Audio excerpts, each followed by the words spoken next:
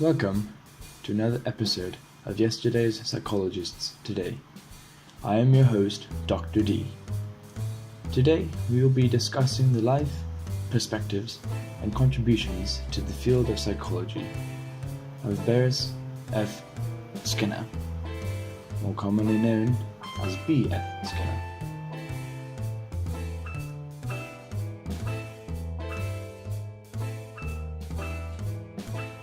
Growing up, Skinner was an adventurous young chap who enjoyed camping, hiking, and canoeing, but his passions were in music, playing the saxophone in various jazz bands and the piano in symphonies to pay the bills.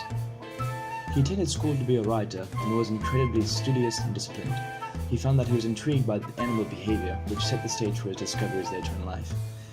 He looked up to Watson and especially Bacon because of Bacon's strong position that theories in science were misleading and missing the point of science at its core.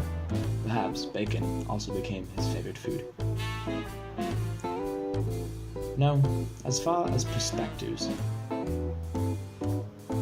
Skinner was generally opposed to the field of thought, which relied on thought. He was a positivist by nearly all definitions of the word. He discouraged the use of metaphysical concepts that cannot be directly observed to attempt to explain the correlation between stimuli and behavior.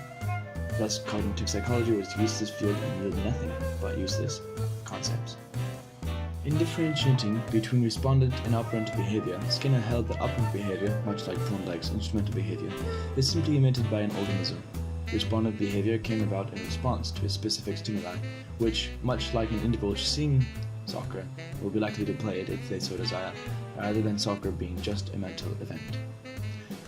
Radical behaviorism, to Skinner, is distinguished by the ability to be completely explained in terms of events external to the organism. Methodological behaviorism, however, is in reference to events that intervene between experience and behavior. Thus, external forces, like a pigeon or a crazy lady, would be radical behaviorism, while beliefs and mental states would follow methodological behaviorism. Every person, according to Skinner, is born a blank slate and is colored in with different stimuli and reinforcers, whether intentional or unintentional. A reinforcer can really be anything that, when made contingent upon a response, changes the rate that response happens, and can only be identified through its effect on behavior. Thus, we are the product of what happens to us.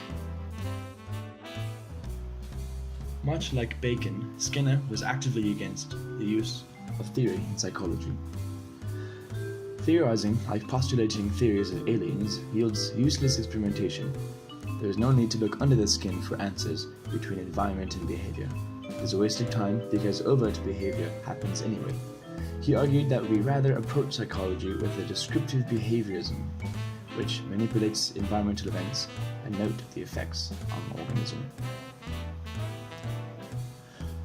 When Skinner states that operant behavior is controlled by its consequences, it seems a bit backwards.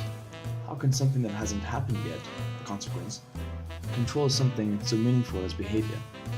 The concept is a relatively simple one. Let's take pigeons for example. Let's say we desire the pigeons to turn to face left.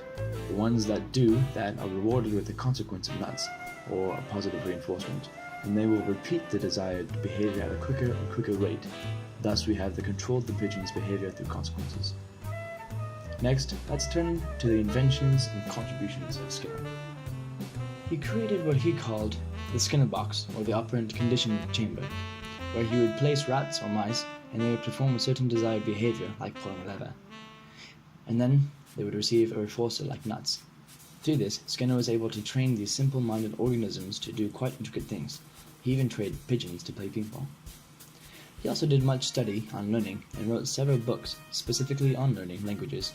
His ideas were similar to his ideas of teaching behavior. Through proper reinforcement, any language could be learned.